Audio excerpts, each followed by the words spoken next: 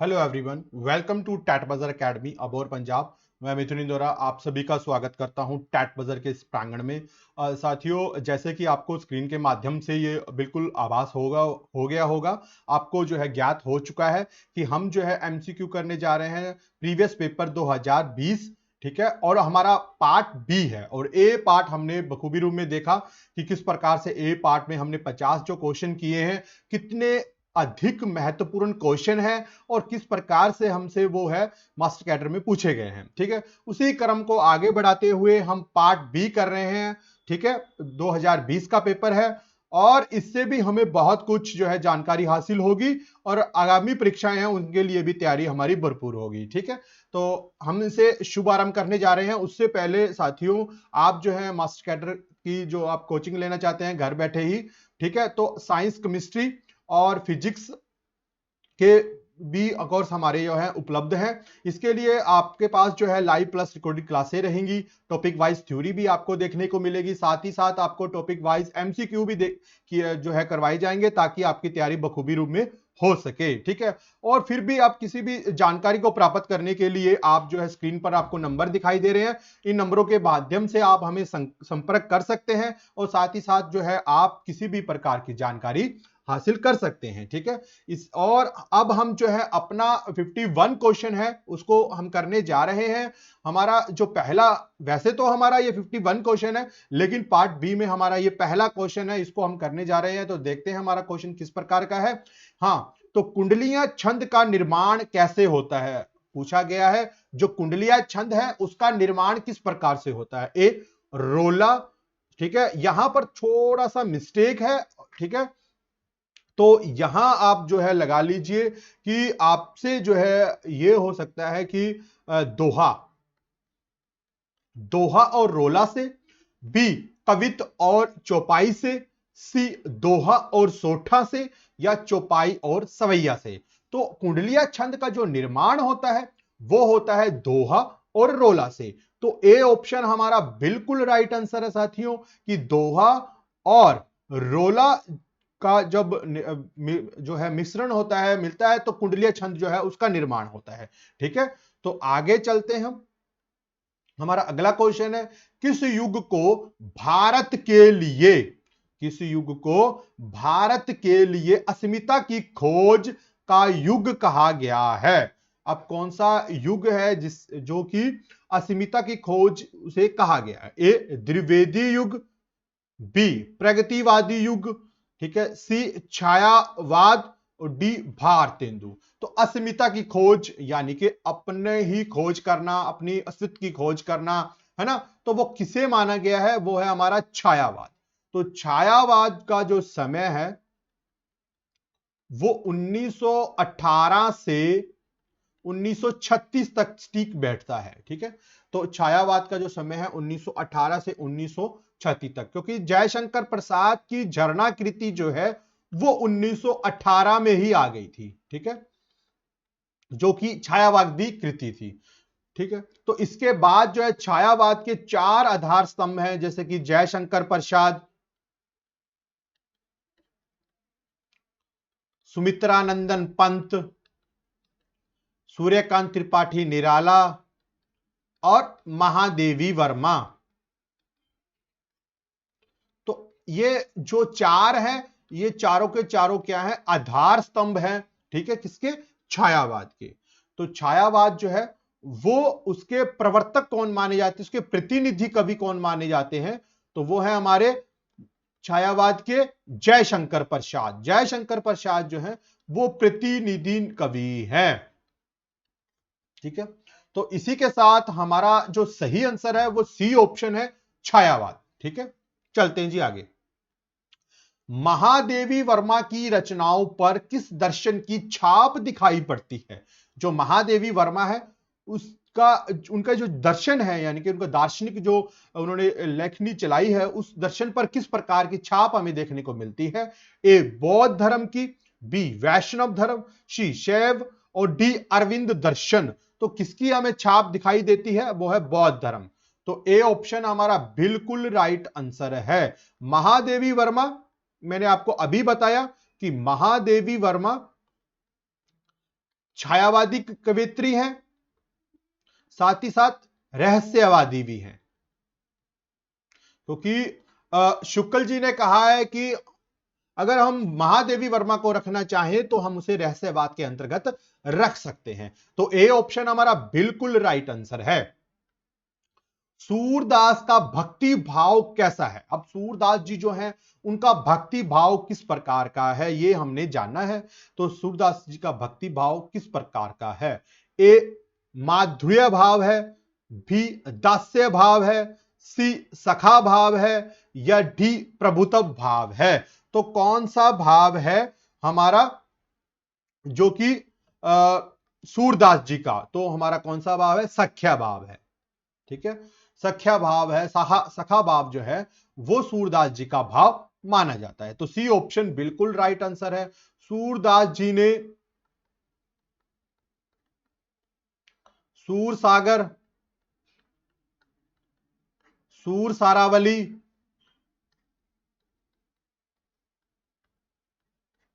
ठीक है, साहित्य लहरी आदि इनकी रचनाएं हैं। और इनकी जो है भलवाचार्य जी से भेंट, बल्वाचार्य जी से इनकी भेंट जो है वो 1509 या 10 के करीब हुई। ठीक है, तो इनके गुरु कौन है? गुरु है सूरदास जी के भलवाचार्य।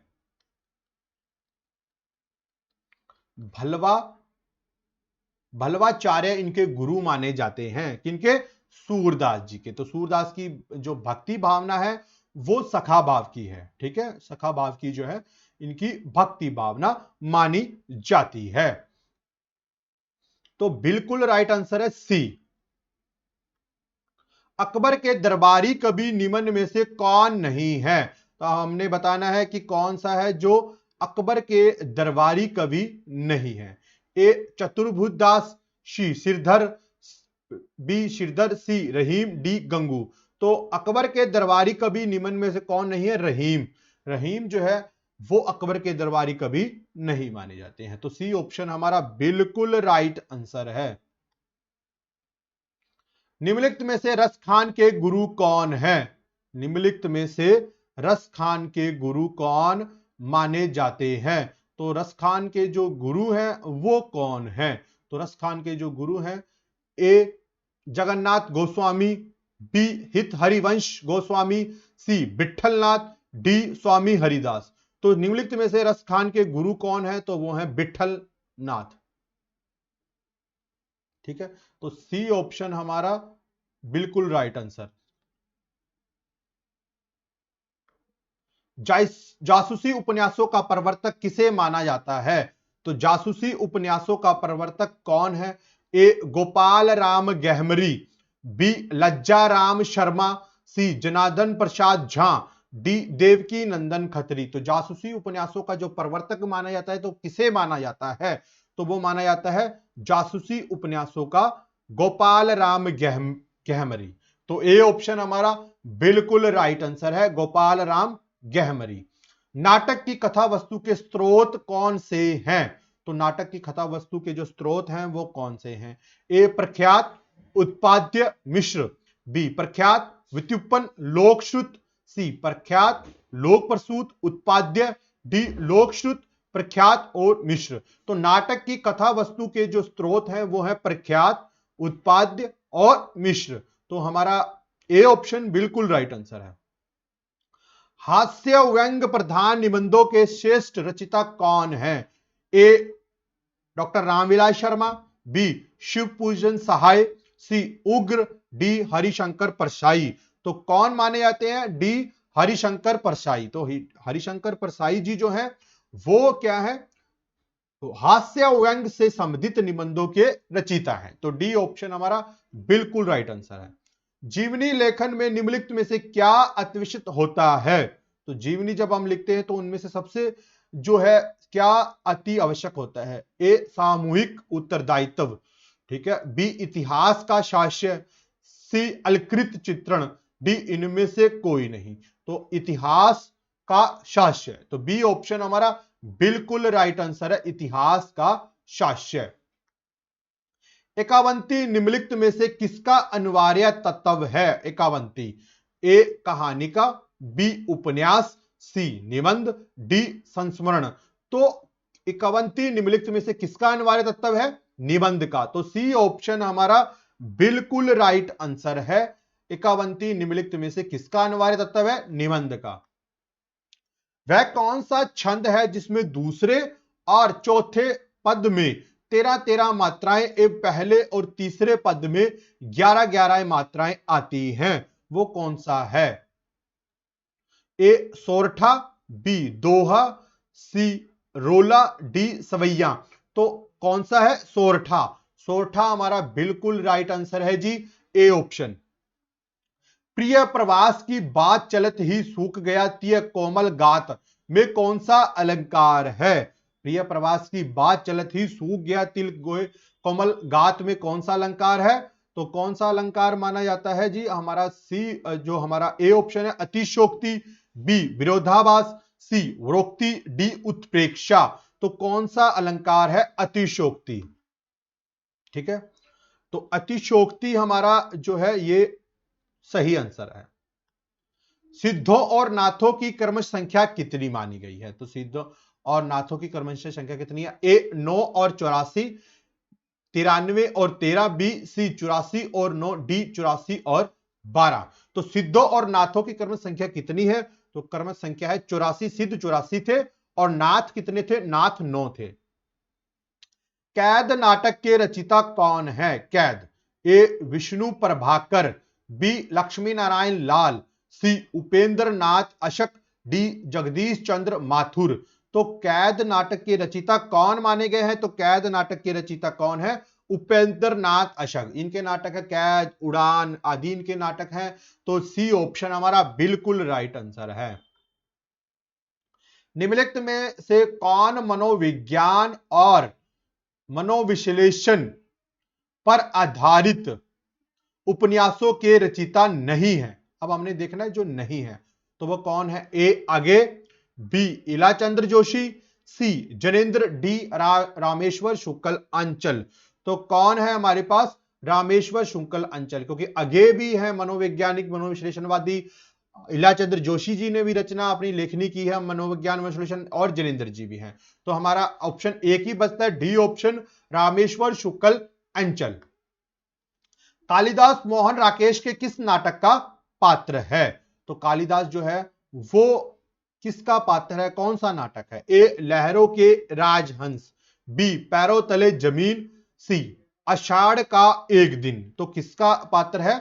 हमारा आषाढ़ का एक दिन। तो सी ऑप्शन हमारा सही आंसर है। तो पैरों तले जमीन जो है इनका अधूरा नाटक है।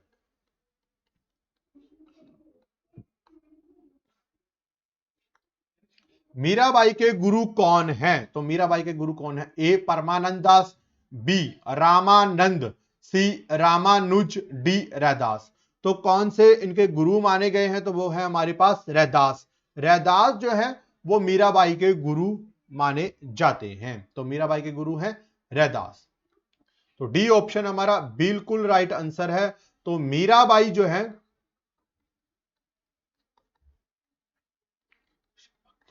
कृष्ण भक्त हैं। साथ ही साथ मीराबाई की जो भक्ति भावना है, भक्ति भावना जो है वो माधुर्य भाव की है।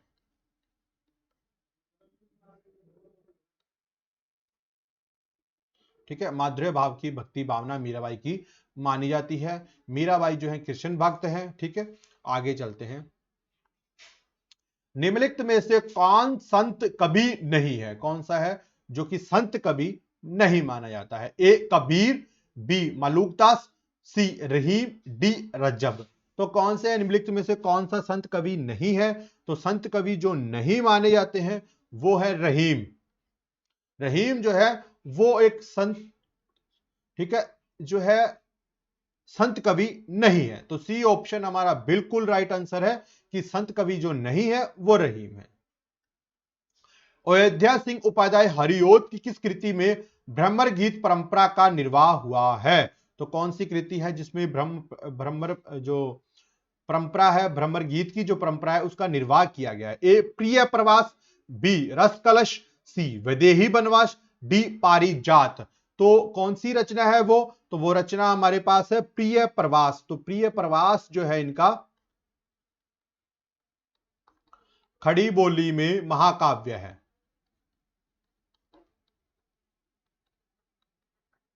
प्रिय प्रवास जो है इसमें जो है कि खड़ी बोली का महाकाव्य माना जाता है और ये हरिओज जी की रचना है। ठीक है, तो ए ऑप्शन हमारा बिल्कुल राइट आंसर है। रामचरितमानस में कितने कांड हैं? तो रामचरितमानस जो है उसमें कितने कांड है? ए 9 कांड है, बी 12, सी 7 और डी 11। तो 7 कांड माने गए हैं जी रामचरितमानस में। और रामचरितमानस जो है वो तुलसीदास की रचना है। ठीक है, रामचरितमानस तुलसीदास की रचना मानी जाती है। ठीक है, इसके अलावा इसमें 7 कांड है और कली काल का वर्णन जो है, कली काल का वर्णन वो उत्तर कांड में है। कली काल का वर्णन हमें उत्तरकांड में देखने को मिलता है। साथ ही साथ रामचरितमानस जो है वो 1574 में प्रकाशित हुई। 1574 में प्रकाशित हुई रामचरितमानस।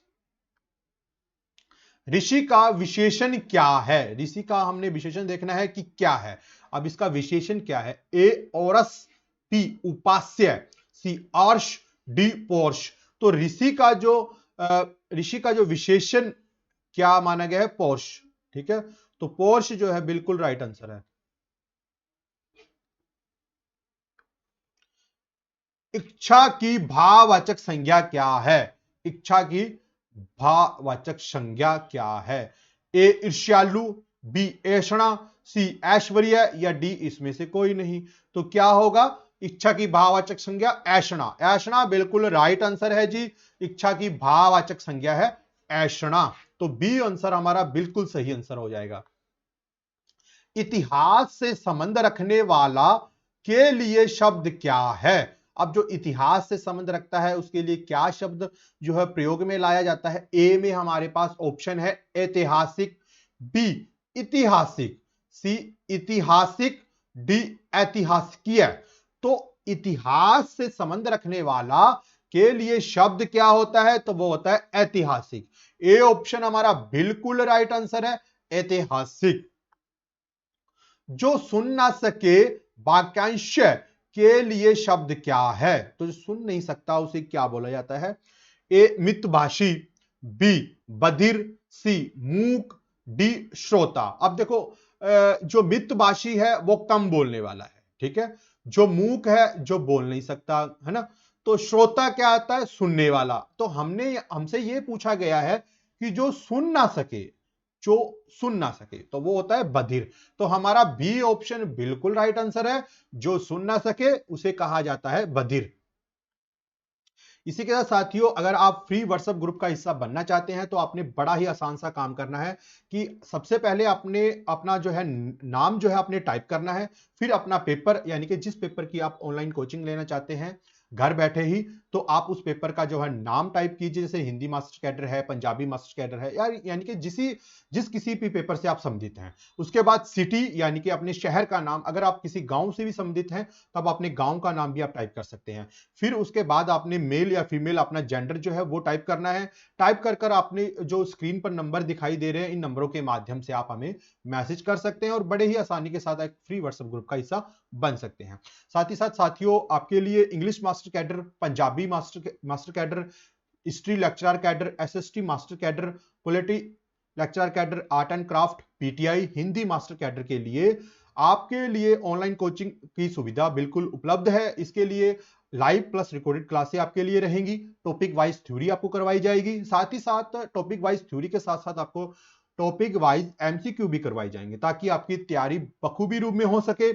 अगर आप किसी भी प्रकार की जानकारी जो है हासिल करना चाहते हैं, ठीक है, तो आप जो है आपको जो नंबर दिखाई दे रहे हैं स्क्रीन पर, इन नंबरों के माध्यम से आप किसी भी प्रकार की हमसे जानकारी हासिल कर सकते हैं। और साथ ही साथ साथियों, आप पीएस टेट 1 और second, ETT second paper, NTT, master cadre, PTI, P triple S B, PCPL, government job, किसी भी तरह की बैंकिंग एग्जाम की तैयारी करने के लिए आप हमसे संपर्क कर सकते हैं। इन नंबरों के माध्यम से अन्य जानकारी प्राप्त करने के लिए आप हमसे संपर्क कर सकते हैं। ठीक है, हम चलते हैं अपने क्वेश्चन पर। जो हमारा क्वेश्चन है वो हमसे क्या बोल रहा है कि जो कभी बूढ़ा ना हो उसे क्या कहा जाता है? जो कभी भी जो बूढ़ा ना हो। तो अश्य ए ऑप्शन में हमारे पास है, बी अधर्मण, सी अमर, डी अजर। तो क्या होगा हमारा आंसर? डी अजर। ठीक है, तो डी अजर हमारा बिल्कुल राइट आंसर हो जाएगा, जो कभी बूढ़ा ना हो। वाक्यगत शब्दों का परस्पर यानी कि आपस में लिंग, वचन, पुरुष आदि के अनुसार संबंध क्या कहलाता है?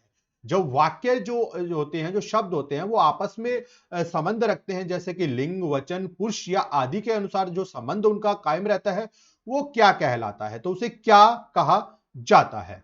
ए प्रयोग, बी कर्म, सी अन्वय या डी इनमें से कोई नहीं। तो हमारा सही उत्तर जो हो जाएगा वो सी ऑप्शन हो जाएगा, अन्वय।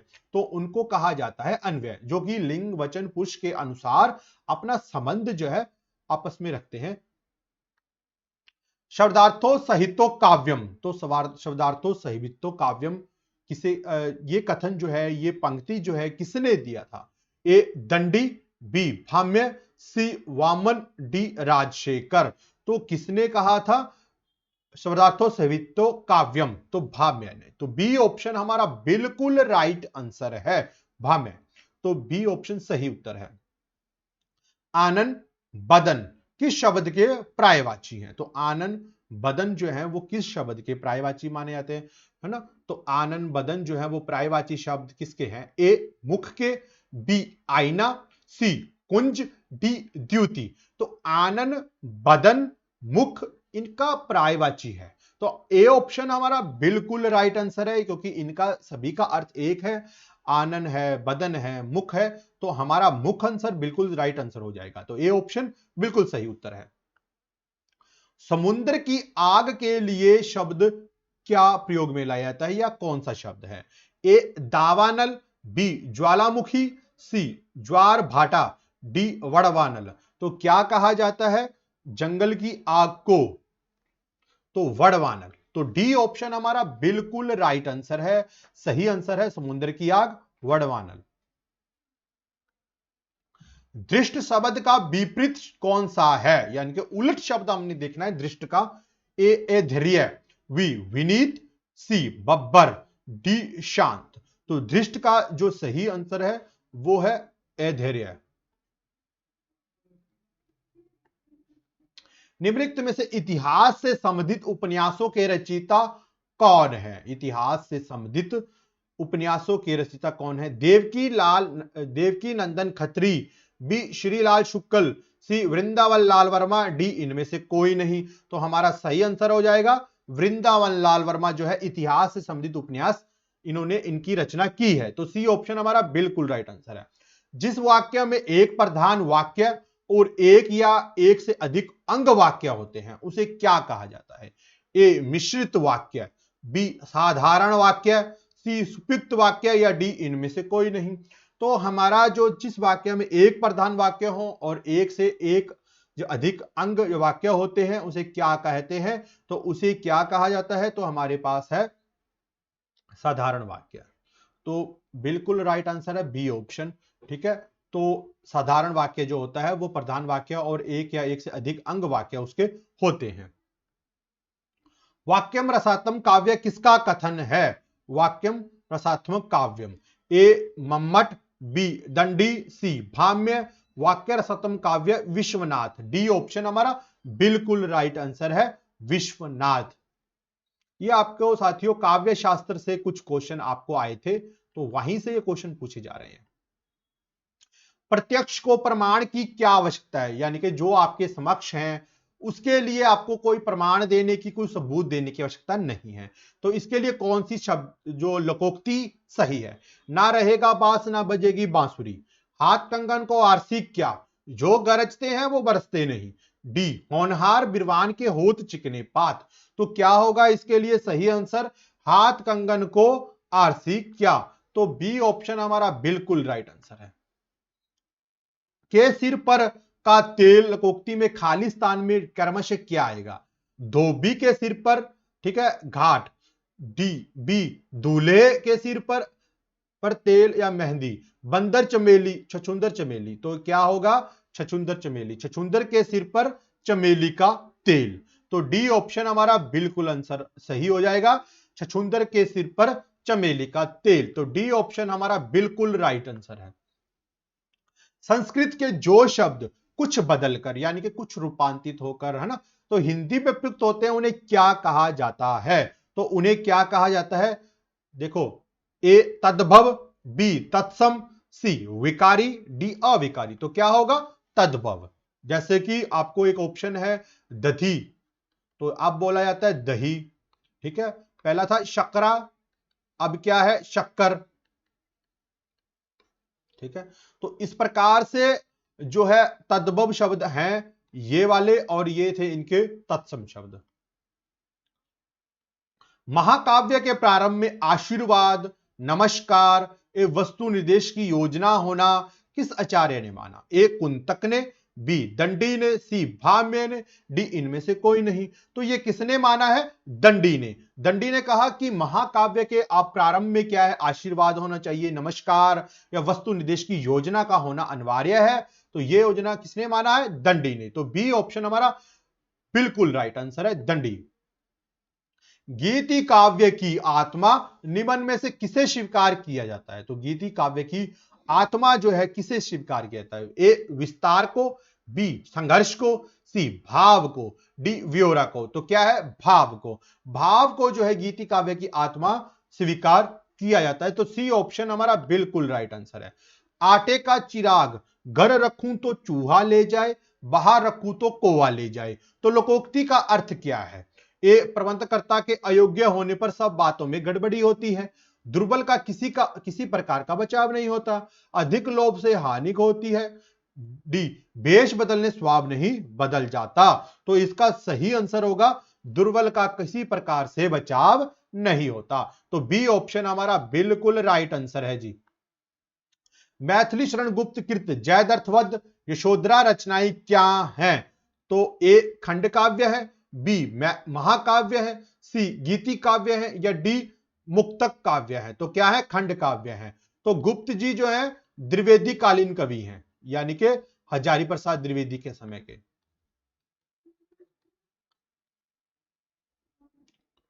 द्विवेदी कालीन कवि हैं गुप्त जी, साथ ही साथ इन्हें राष्ट्र कवि की उपाधि दी गई है।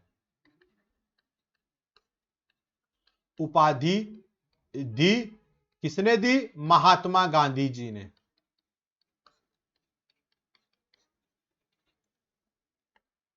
नाटक में निम्नलिखित में से किसका सबसे अधिक महत्व माना जाता है? तो किसका जो है सबसे अधिक महत्व माना जाता है? ए अंतर्द्वंद का, बी विदूषक का, सी निपथ्य का, या डी सकलित्र का। तो सकलित्र का जो है बिल्कुल अधिक जो है महत्व माना जाता है। तो डी ऑप्शन हमारा बिल्कुल राइट आंसर है। नाटक के संवादों में स्वगत से क्या अभिप्राय है? तो क्या होता है स्वगत से अभिप्राय? तो हमारा सही आंसर क्या होगा? ए वार्तालाप, बी संलाप, सी एकालाप, डी प्रलाप। तो क्या होगा? एकालाप। नाटक के संवाद में स्वगत जो अपने से ही बात करता है एकालाप कहा जाता है। तो सी ऑप्शन हमारा बिल्कुल राइट आंसर है। साधारण व्यक्तिगत सीमा में तीव्र सुख दुखात्मक वह अनुभूति जो शब्द रूप हो और अपनी ध्वन्यात्मकता में गए हो सके क्या कहलाती है? ए मुक्तक काव्य, बी गीति काव्य, इनमें से कोई नहीं, या एकार्थ काव्य। तो इसे क्या कहा जाता है जी? गीति काव्य। क्या कहा जाता है? गीति काव्य। व्यक्तिगत सीमा में तीव्र सुखात्मक दुखात्मक अनुभूति जो शब्द रूप और ध्वन्यात्मक गए हो सके। 22 से लेकर 26 वर्णों तक के चरणों वाला समछंद क्या कौन सा है? ए हरिगीतिका, बी कुंडलियां, सी सवैया, डी जो है सोरठा। तो कौन सा है जो वो मानता है? सवैया, जो 22 से लेकर 26 वर्णों तक के चरणों वाला संवर होता है। तो सी ऑप्शन हमारा बिल्कुल राइट आंसर है, सवैया। काव्य में अभिव्यंजनावाद निबंध के लेखक कौन है? काव्य में अभिव्यंजनावाद, ए आचार्य शुक्ल, बी आचार्य हजारी प्रसाद द्विवेदी, सी महावीर प्रसाद द्विवेदी, डी डॉक्टर नगेंद्र। तो काव्य में अभिव्यंजनावाद किसकी जो है निबंध के लेखक कौन है? तो वह आचार्य शुक्ल यानी कि आचार्य रामचंद्र शुक्ल माने जाते हैं। तो ए ऑप्शन हमारा बिल्कुल राइट आंसर है। अभिधा उत्तम काव्य मध्य लक्षणा लीन किस रीतिकालीन कवि की उक्ति है? ए पद्माकर, बी देव, सी भिखारीदास, डी सेनापति। तो ये किसने कहा था? तो ये कहा था देव। तो बी ऑप्शन हमारा बिल्कुल राइट आंसर है। देव को जो है देवदत्त भी कहा जाता है।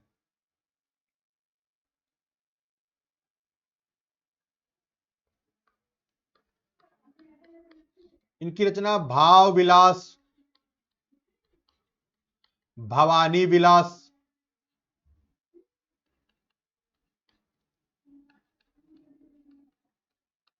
अष्टयाम आदि रचनाएं। ठीक है, अष्टयाम में जो है 8 पहरों का वर्णन किया गया है। वह महान काव्य रचना जिसमें जीवन का अत्यंत व्यापक चित्रण उदात्त मानवीय अनुभूतियों के रूप में प्रकट किया जाता है वो कौन सा है? ए रूपक, बी चंपू काव्य, सी बैलेड क्या कहलाता है? ठीक है, बी डी महाकाव्य। ठीक है, तो क्या इसका सही आंसर क्या है? तो इसका सही आंसर जो है वो है महाकाव्य, क्योंकि इसमें जीवन के अत्यंत व्यापक का चित्रण उदात्त मानवीय अनुभूतियों का रूप जो है प्रकट किया जाता है। तो डी ऑप्शन हमारा बिल्कुल राइट आंसर है।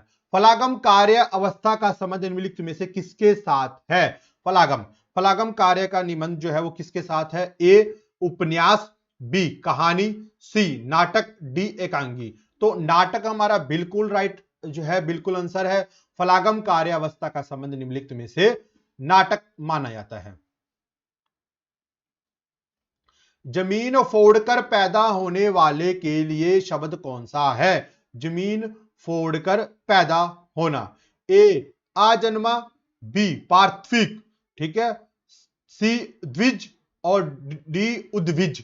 तो कौन सा है जो जमीन फोड़कर पैदा होने वाला? कौन है? उद्भिज। तो हमारा डी ऑप्शन बिल्कुल राइट आंसर है, उद्भिज। ठीक है, तो साथियों ये थे आपके एक 51 से लेकर 100 तक या 100 तक आपके प्रश्न जो हमने हल किए, जो हमने देखा उनके उत्तर क्या है। इसी के साथ साथियों आप जो है हमें टेलीग्राम चैनल पर भी ज्वाइन कर सकते हैं, आप इंस्टाग्राम पर भी हमें ज्वाइन कर सकते हैं, फॉलो कर सकते हैं। साथ ही साथ फेसबुक पेज पर भी आप हमें जो है लाइक कीजिए और अधिक से अधिक वीडियो को शेयर कीजिए। साथ ही साथ जो है आप साथियों इस जो चैनल को अधिक से अधिक सब्सक्राइब कीजिएगा, लाइक कीजिएगा लेक्चर को, और अपने मित्रगणों के साथ जो है अधिक से अधिक इस लेक्चर को शेयर कीजिएगा ताकि वो भी इस लेक्चर का लाभ उठा सकें। ये था हमारा 2020 का प्रीवियस पेपर जिसमें हमने पार्ट बी को देखा। 51 से 100 तक हमने क्वेश्चन देखे। बड़े ही महत्वपूर्ण क्वेश्चन है, आप इनको बड़े ही ध्यान से देखिएगा। ठीक है, आशा करता हूं आपको लेक्चर काफी पसंद आया होगा। ठीक है, तो मिलते हैं हम नेक्स्ट लेक्चर में, तब तक के लिए धन्यवाद।